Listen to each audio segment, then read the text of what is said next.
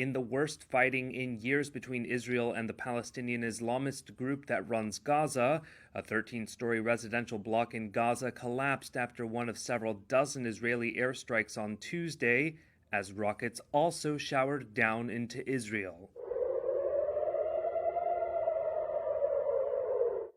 Gaza residents were seen sifting through debris. They had been warned to evacuate the area, according to witnesses, and there were no reports of casualties in the block 2 hours after it collapsed. Shortly after the attack, Hamas said it would respond by firing rockets at Tel Aviv. Air raid sirens and explosions were heard around the city, and the skies were lit up by the streaks of multiple interceptor missiles launched toward the incoming rockets. Pedestrians ran for shelter, and diners streamed out of Tel Aviv restaurants as the sirens sounded. 31 people were reported dead, 28 in Gaza and 3 in Israel.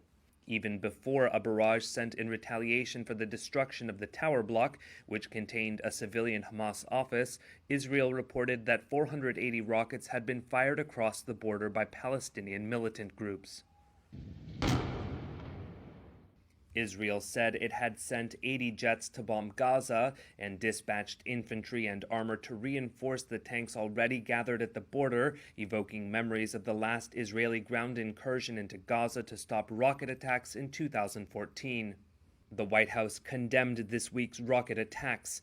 At the U.S. State Department, a spokesman said Israel had a legitimate right to defend itself, but that the primary U.S. focus was on de-escalation.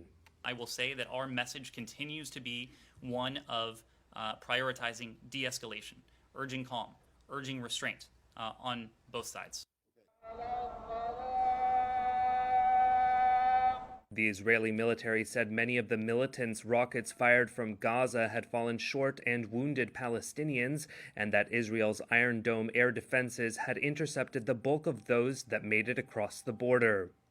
The fighting between Israel and Gaza's armed factions was triggered by clashes between Palestinians and Israeli police at Jerusalem's Al-Aqsa Mosque on Monday.